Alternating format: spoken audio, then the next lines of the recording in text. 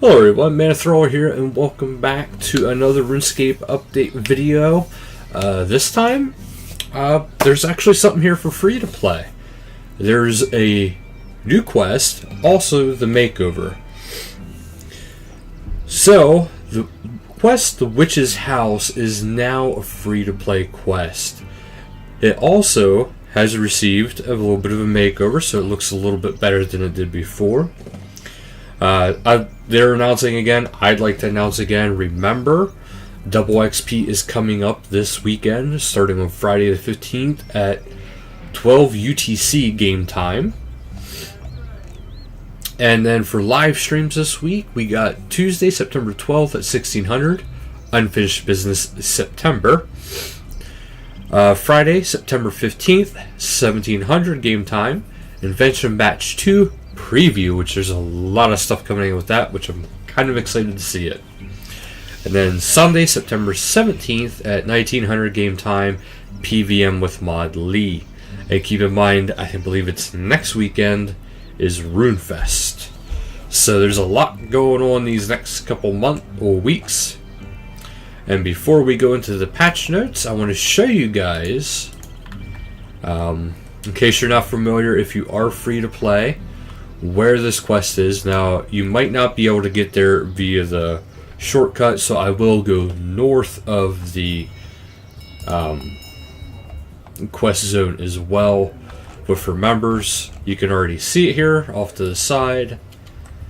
It's west of Falador. You can see Harvey there. That is where the quest is actually started. But as you can see here, it does look a lot better. I will say that it actually fits better in with the stuff around it.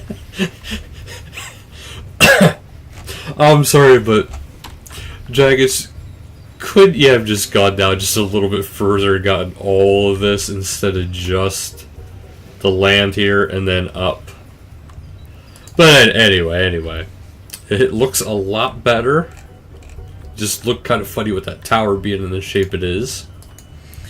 And to get here, if you cannot cross over the wall, which there's a good chance you won't be able to if you're free to play, all you have to do is head south of Taverley, as you can see here.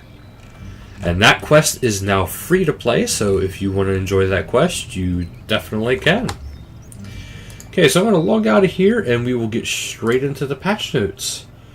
This is a very short video today, unless there's there is a good amount of patch notes to read through, so this might not be that short of a video. Alright, so 3 minutes in. Alright.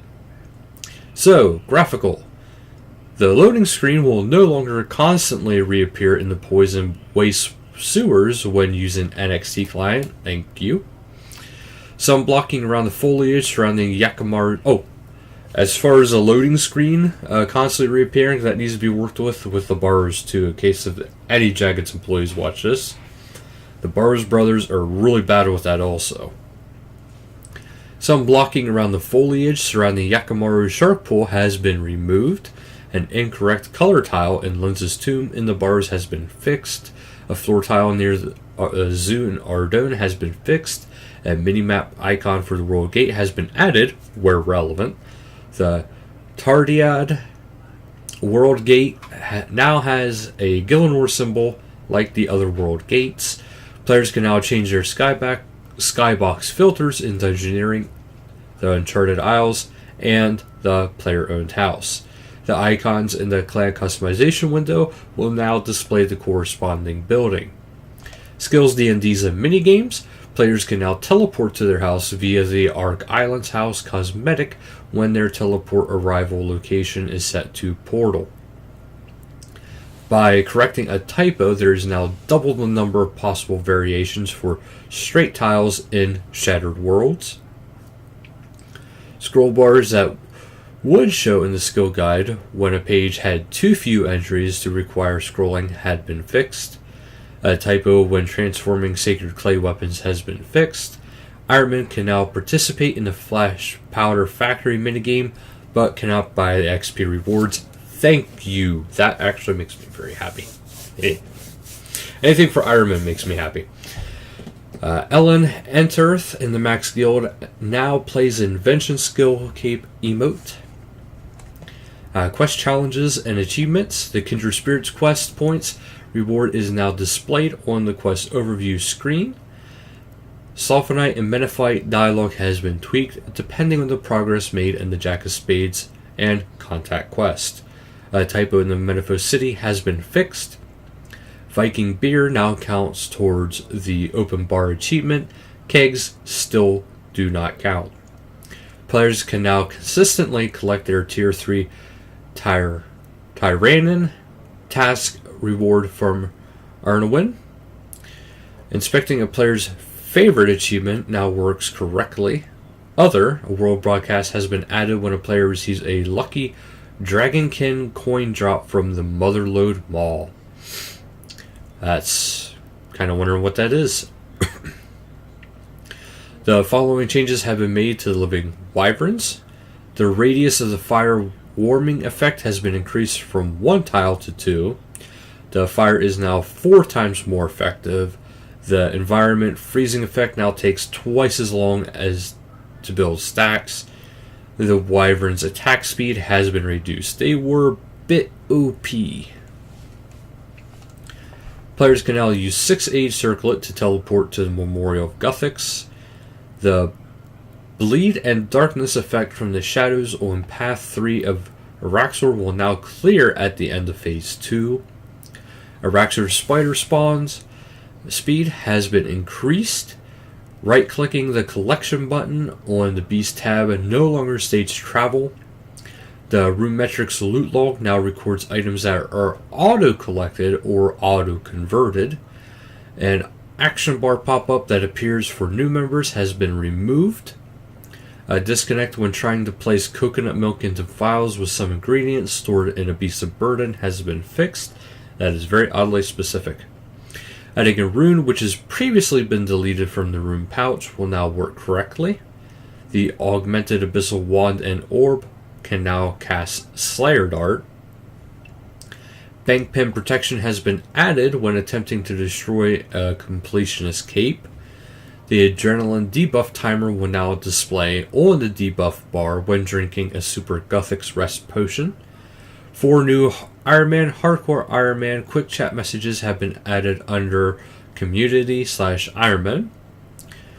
Debuff icon has been added when being frozen by a skeletal wyvern. Players can now claim a clan Vexilium from the headguard in a clan citadel. Clan broadcast message can now be toggled. That'll display the name of the admin plus who disallows/allows guests to enter or talk in the clan chat. The clan job title of Ancienter has been replaced with alternate account. Visiting a clan citadel for the first time each week will now send an Adventures Log update. An Adventures Log update will now be triggered when capping at the citadel. Last week's hotfixes. Some checks were implemented to ensure Terrorbird racing did not start.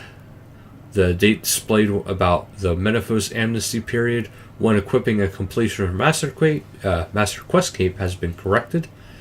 The loot beam trigger values will no longer be reset in certain circumstances while playing Shattered Worlds. It is once again possible to change public chat settings back to on when in Legacy interface mode. Now the one we've been waiting for, the ninja fixes. Players can now see their current streak and loot while in the middle of a streak at Telos. Clicking the Quest tab in Legacy interface mode will now open the Quest child window instead of a larger parent window. The buy limit has been increased from 100 to 1,000 for bronze to adamant weaponry and armor, allowing better synergy with invention. The moving house menu accessible via the estate agent has been improved. Pies, cakes, and pizzas will now stay in the same inventory slot while consumed instead of jumping to the first free slot at each stage of eating. The wilderness gargoyles have been relocated to the ruins east of the wilderness volcano. The player's camera will no longer be slightly zoomed in after rack SOAR phase transition to rack C. The messaging given when trying to craft various elemental workshop equipment if the player doesn't have the relevant book with them has been improved. Ferocious rings have a loot beam value of 50,000. Thank you.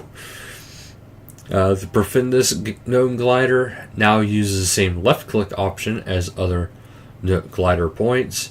Players can now use bamboo and golden bamboo to fletch turtle traps at level 96 fletching.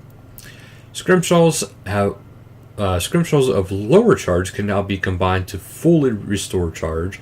For example, combining 2 3-hour superior scrimshaws will create 1 fully charged scrimshaw, 4 hours, and 1 2-hour scrimshaw. Degrading Goliath gloves can now be combined together to restore charge similar to the scrimshaws. NXT, they saved approximately 70 megabytes with some interface optimization, increased the amount of hit markers that can appear on the player or NPC at any one time, fixed potential crash in Windows custom cursors, added support for FPS capping, frames per second. By default, your maximum frames per second will now be set to 10 above your monitor's refresh rate. By default, your maximum frames per second will now be set to 30 if RuneScape is not your focus window, conserving power and GPU usage. It's actually pretty good. So that is it for today's patch notes and update. So thank you guys so much for watching, and until next time, later guys.